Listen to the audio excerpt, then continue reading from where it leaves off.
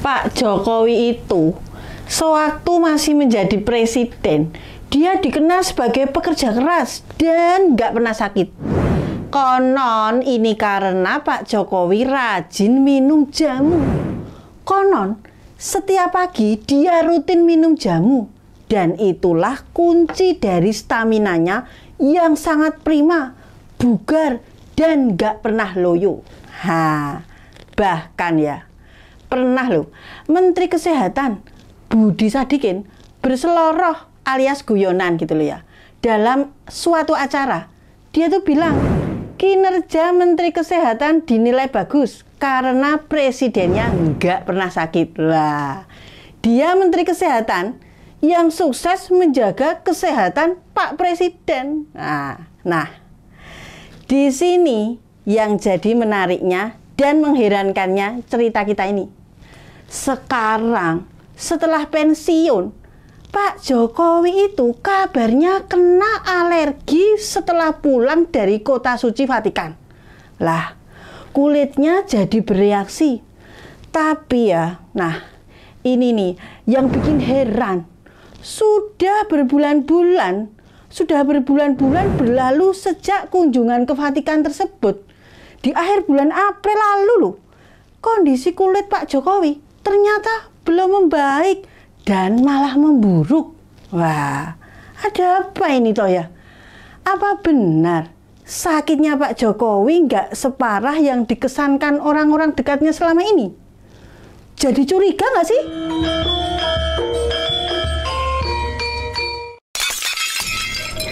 Kemarin ya, emak itu lihat wajah Pak Jokowi di TV. Itu berubah loh. Iya, kok kayak ada ruam merah-merah di leher, dahi, dan pipi. Dan kenapa ini nggak dijelasin terus terang ke rakyat? Kenapa sakitnya itu kayak ditutup-tutupin gitu loh? Toh, katanya cuma alergi. Tapi kok ya sampai merah gitu mukanya ya? Terus ya, kata dokter Tifa itu loh, bukan sekedar alergi biasa loh. Dia curiga kalau Pak Jokowi mengalami penyakit yang serius. Bahkan nyebut ada tonjolan di perut. Kayak ada alat cuci darah penderita gagal ginjal gitu loh. Wah, nah pertanyaannya, kalau memang cuma alergi kulit, kenapa publik jadi curiga? Kenapa harus ditenangkan buru-buru gitu loh? Kenapa nggak transparan gitu loh? Ini kan mantan presiden loh, bukan selebgram yang bisa bilang, aku capek ya. Enggak, ini mantan kepala negara loh. Ada apa sebenarnya ya? Emak-emak se-RT itu kemarin geger loh, pas lihat foto Pak Jokowi yang beredar. Muka beliau itu tampak pucat, penuh ruam merah gitu loh, dan kelihatan nggak sebugar seperti biasanya. Ada yang bilang itu editan, tapi media-media besar kayak Tempo dan Kompas itu sudah mengkonfirmasi itu foto asli, bukan hoak gitu loh. Langsung deh netizen dan ibu-ibu di grup WhatsApp itu ya rame. Katanya ya, itu mah gejala Stephen Johnson Syndrome. Wah, disingkat SJS.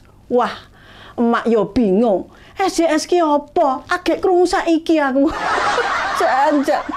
Ternyata ya, SJS itu penyakit kulit yang langka yang bisa bikin kulit itu melepuh, ngelupas, dan bahkan ini merupakan darurat medis. Duh, serem banget yo. Serem banget loh. Tapi lo ya, balik lagi, benarkah Pak Jokowi itu kena SJS?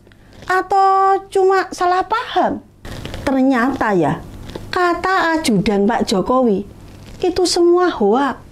Bukan SJS, bukan penyakit langka, hanya alergi biasa sepulang dari Vatikan. Itu kata ajudannya. Wajah Pak Jokowi itu merah-merah karena alergi cuaca. Tapi beliau tetap sehat-sehat saja, nggak demam, nggak gatal, bahkan masih kuat sepedaan loh, ikut CFD dan sarapan bareng cucu. Tapi ya kalau cuma alergi biasa, kenapa harus buru-buru diluruskan gitu loh? Kenapa sampai Pak Ajudan yang turun tangan, kenapa tidak dari dokter seminya langsung gitu loh? Ini yang bikin orang itu makin curiga, iya toh? Nah, ini ya, Dokter Tifa, dokter sekaligus pegiat media sosial itu loh, itu ikut buka suara loh, dan bikin suasana makin heboh. Dia itu bilang dari analisis foto Pak Jokowi, terlihat wajahnya pucat, ada bengkak, dan yang paling gempar, ada tonjolan mencurigakan di perut beliau. Wah, Dokter Tifa bilang itu mirip alat CAPD, ya, yaitu selang itu loh, selang untuk cuci darah bagi penderita gagal ginjal. Waduh, kok berat ini ya? Jangan. Dia itu minta kalau Pak Jokowi harus segera ke rumah sakit dan jangan rawat jalan. Lah, kalau benar itu alat medis, kenapa belum ada penjelasan resmi? Kan rakyat punya hak tahu. Lalu ya, biasanya kalau ada yang sakit, apalagi ini Pak Jokowi loh, apalagi ini Pak Jokowi yang sakit, pejabat yang mau jenguk itu loh, antri. Tapi ini kok sepi banget loh, nggak ada kabar jenguk-jengukan. Toh. Akun-akun di media sosial tuh loh, sampai ada yang bilang gini, kok nggak ada tokoh-tokoh yang datang ya? Biasanya kan rame. Nah, jadi makin misterius kan. Jangan. Ada juga yang nyinyir, kalau biasanya suka sembunyi-sembunyiin fakta, ya wajar rakyat jadi curiga. Bahkan ada yang nyeletuk, jangan-jangan ini strategi politik. Wah, kalau udah bawa-bawa strategi, makin rame tuh WA grup emak-emak. Jangan. Terus ya, media-media besar itu loh, kayak Tempo, Kompas, CNN, semuanya itu udah cek fakta. Mereka bilang nggak ada bukti kuat Pak Jokowi kena SJS tadi atau penyakit berat lainnya. Pihak dokter keluarga juga nggak pernah mengumumkan sakit serius. Tapi ya itu tadi, minimnya keterbukaan itu loh, itu bikin spekulasi itu jadi tumbuh liar kayak rumputku. Kita sebagai rakyat biasa nih ya, kadang memang bisa terlalu cepat menyimpulkan sih. Tapi di sisi lain, kenapa informasi resmi itu begitu terbatas gitu loh? Kenapa nggak ada klarifikasi medis? Kita itu nggak butuh detail medisnya, jadi ya nggak butuh harus detail medisnya loh. Cuma perlu jaminan bahwa mantan presidennya itu sehat dan dirawat dengan baik. Toh. Dan wajar juga kan kalau rakyat itu curiga. Karena biasanya kesehatan pemimpin itu kan transparan ya. Mungkin kali ini komunikasinya agak tertutup buat orang jadi kepo.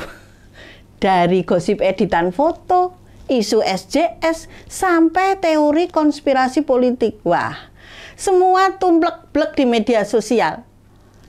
Kita ini kan ya rakyat biasa toh. Emak-emak kayak saya tuh cuma pengen tahu loh, mantan presiden kami itu sehat nggak? Kalau sakit ya bilang, kalau sembuh ya syukur. Gak usah ditutup-tutupi gitu loh. Apalagi sampai bikin rakyat itu nebak-nebak sambil ngulek sambel. Can. Pak Jokowi katanya cuma alergi. Tapi kenapa wajahnya berubah drastis ya? Kenapa dokter bilang lain? Dan kenapa informasinya begitu tertutup? Ini bukan soal nyinyir loh. Ini soal keterbukaan, soal hak rakyat untuk tahu. Jadi, mari kita doakan saja Pak Jokowi lekas sembuh. Tapi ya jangan heran kalau emak-emak kayak saya ini tetap curiga loh.